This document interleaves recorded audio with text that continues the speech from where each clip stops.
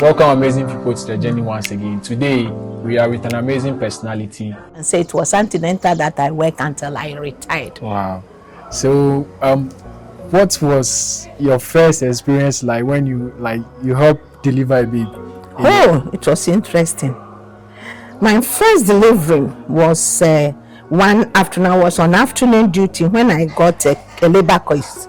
I have to monitor the case. You know, the pathograph, she's aware of that pathograph.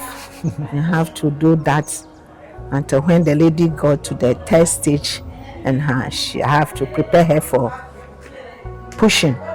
So I reassure her, put her into position and monitor her, and until I asked her to push, and really she pushed it. She was a primate. So I managed to deliver, but unfortunately she had a tail, which means suturing. It was that time that it was really a target for me. It was difficult for me. I did the suturing, but still I saw that it wasn't all that good. So I called my boss, which was Cecilia Vogbedo. Yeah. I called her to come in and assist me.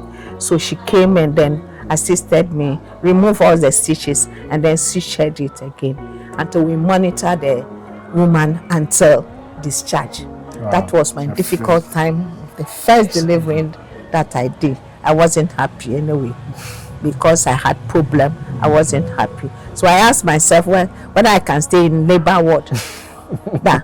That pushes me away from delivery that I said I would go to antenatal Rwanda, because I said no, if I can be facing these problems, because I wasn't asked earlier when I came back to school, I wasn't asked earlier to go to maternity ward.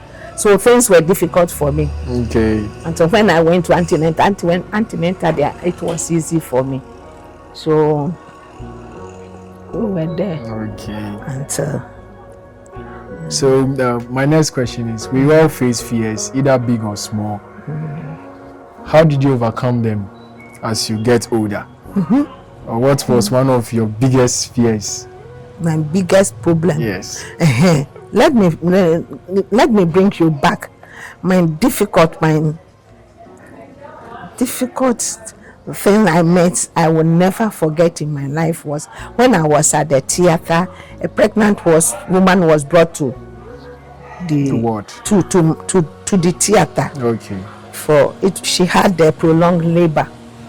So they managed it, and they saw that they couldn't do it. So they called the doctor, and they said we should prepare. They should prepare for CS. So Agrobiche called me that there was a case. So I came, got my items ready for spinal. I didn't give GA because of the condition of the woman. I didn't want to give general. So I gave the woman spinal. And she was okay. I laid her up, checked the vitals, and everything was okay.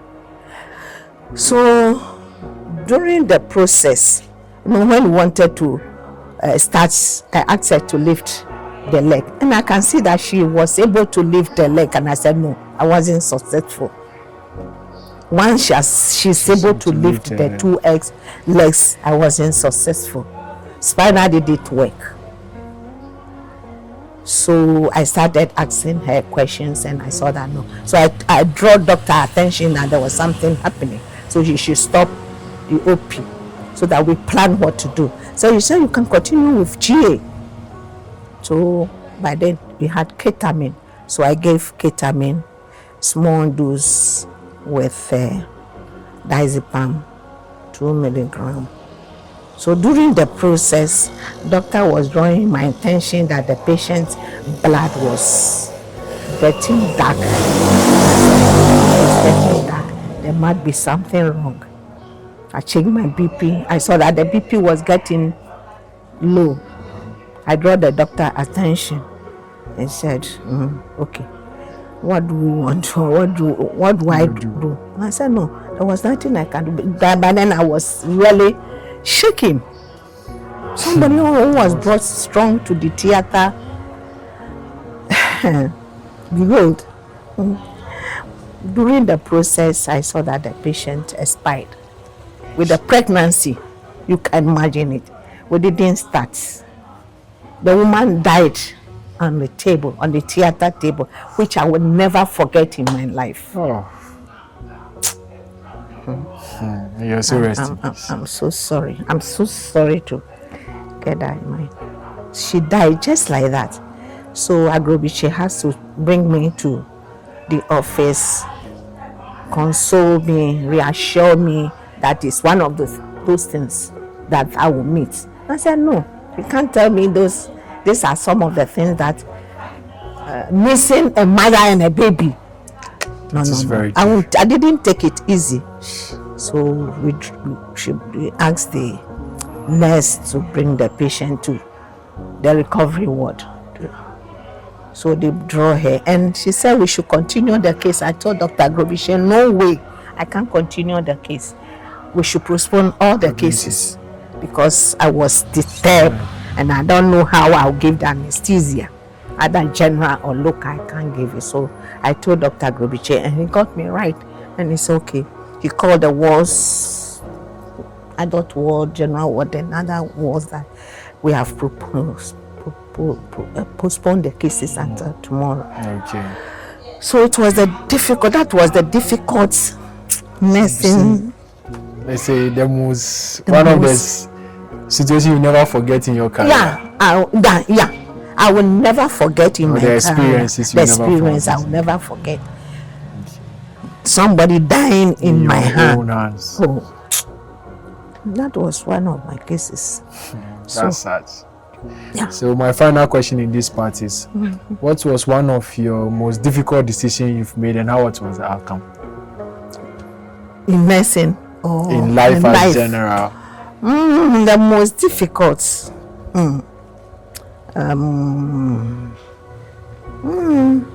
I met so many difficult things in my way, which I should expect. One was my marriage, career, working, and then taking care of my children. Single-handed parent. It was not easy for me. And those days, the salary too was just a scanty salary, and I have to take care of the two children at the same time with that scanty salary, with nobody helping me. But I was, with the help of God, I was able to manage it until the children got out of secondary school. So I was left with the stationery. So I have to manage that with the help of my sisters outside. Okay. And then my father, who helped me a lot to get the children to where they are today. Yeah, that was my difficult decision. Encounter that I met. It was difficult for me anyway. Single-handed parent. It wasn't easy for me. But I was able to overcome it with the help of my father, my sisters outside. Okay. Yeah. That's great. One thing I want to know, how did your parents impact your life journey? Because my father was a widower. Okay. He pampered me a lot because I instead of continuing my school, he asked me to stay home. I didn't say anything, and I stayed in the house for so many years without going to school. She really had a trust in me. So one day he called me and he said, Achufi, if not people will say I've married my own daughter, would have married me. Wow. Because he had a trust. He knew anytime he calls me, I'm around.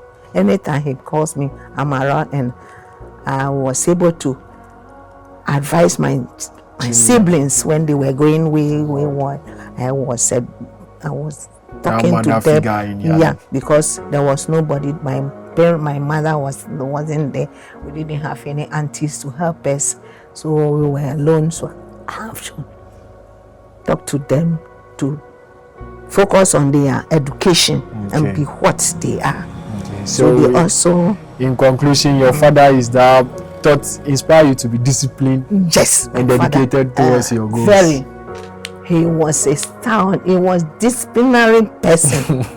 Yeah, he was one of the disciplinary person he says a British trained person. So he doesn't like nonsense. Okay. When you do something, he tells you. If it needs cane, he will cane you and then pamper you and tell you why he caned you.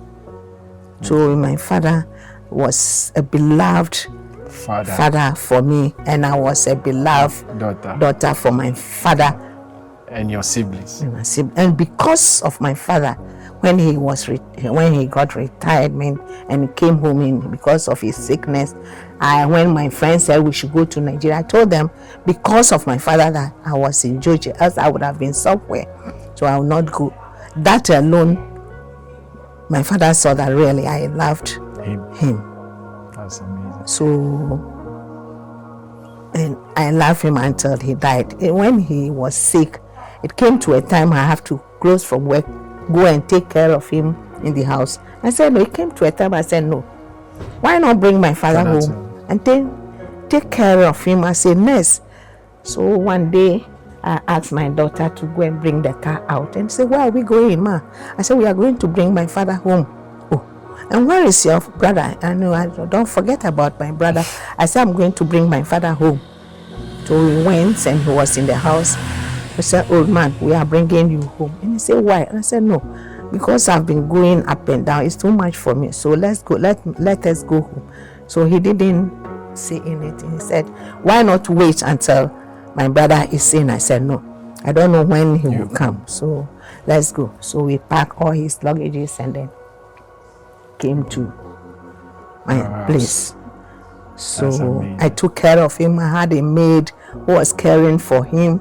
When I go to work, the maid would take care of him until I close and join the maid to do what we want to do for him until he died.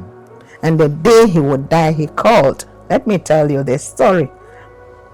The day my father was going to die, I didn't know he was going to die. He was getting ready for the 100 years. We planned spending the 100 years here. Wow. While I was preparing, he was with me and we chatted and he was telling me stories and I said no.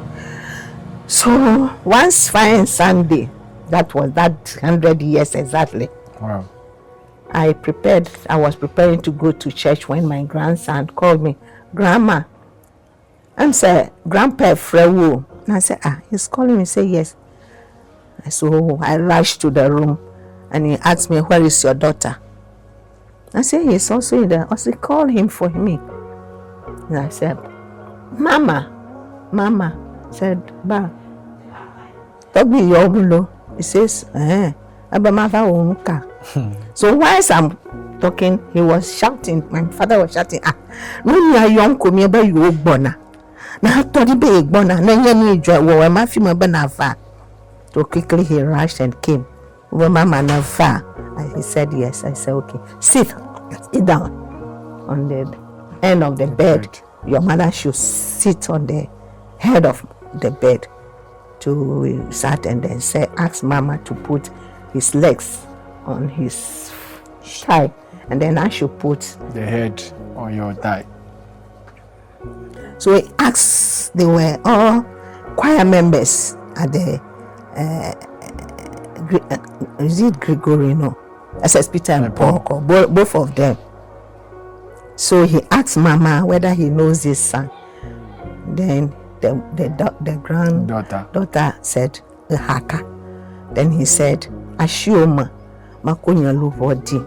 Then Nyajiji Koji. Nyamanyana no way Nyajiji ham. I said, Grandma, I can sing. Then sing. So we started singing. See you, ma'am.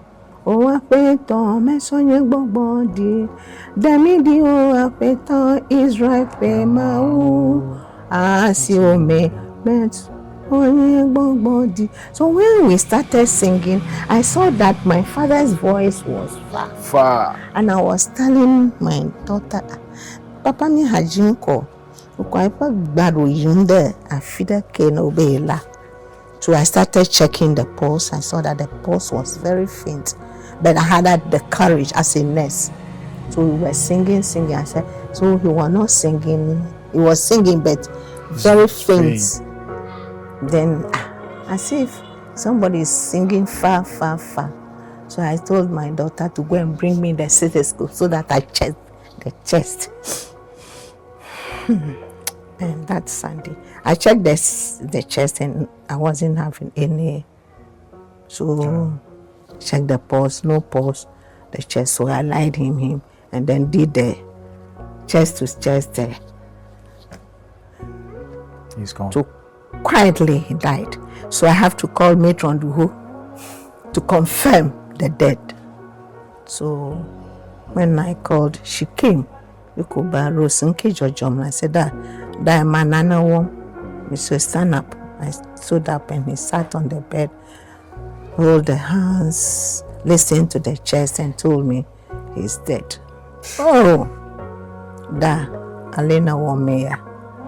So my daughter, Matron, and my brother, we took him with my car to the hospital.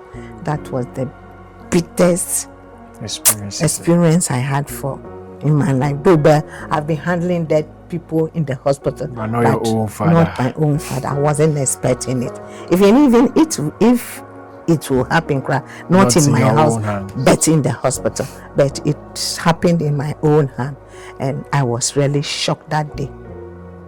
Well, that was the serious experience I had in my life.